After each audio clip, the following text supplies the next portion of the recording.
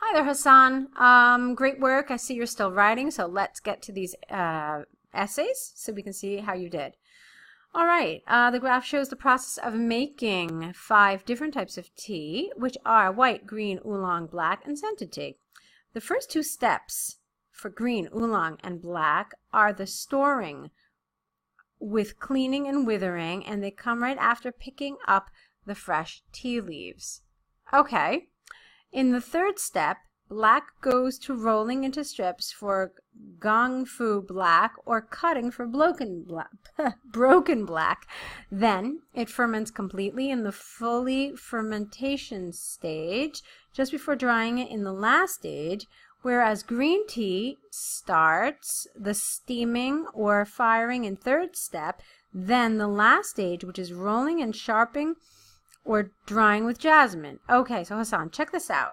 You've got a sentence which starts here, and then look where it finishes. It finishes all the way down here. You really needed to break this up somewhere. It's a lot of information, I mean, you've basically just talked about black tea and green tea in one whole sentence. So you need to break it up, and you need to make it into parts that are more understandable for the reader. So don't be afraid to make shorter sentences. I mean, English is all about combining longer with shorter sentences. So don't be afraid to do that. Let's see. Also, you mentioned something about, well, the steps are this, but before that came this.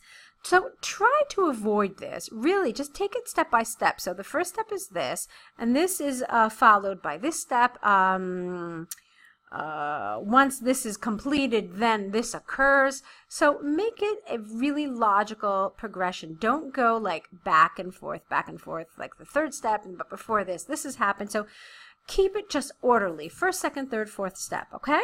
All right, let's move on. In contrast, oolong tea shakes or rolls in baskets to bruise leaf edges, and then it ferments partially, unlike black tea, which is totally ferment at the same stage, and then it continues into its last 2 stages, which are pan frying and drying. Again, so look at this. You've got a sentence that starts here, and then it goes all the way down here. I mean, they're really long. And I really wanted you to try to use some of your own vocabulary.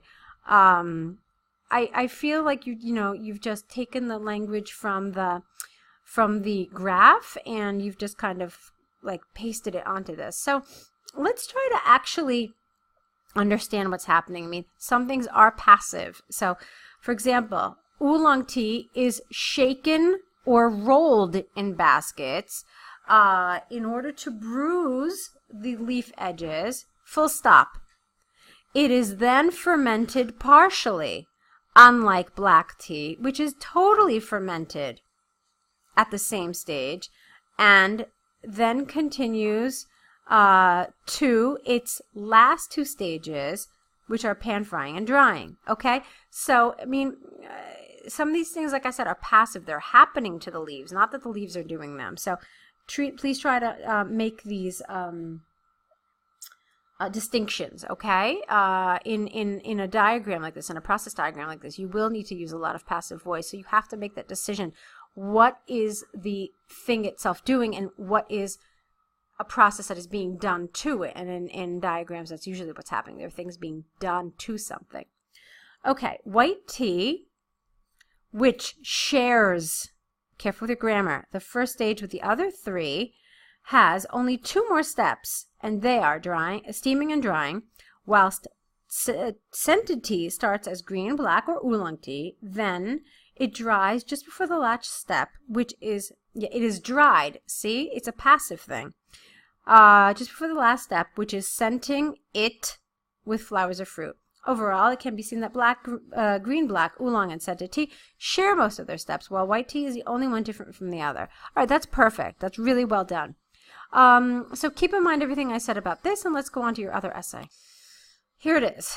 The issue of moving business from large cities to regional areas by government law has increased with a D in importance over the last few decades. This essay will discuss the issue using examples from Saudi Arabia and Bahrain University to demonstrate and support arguments.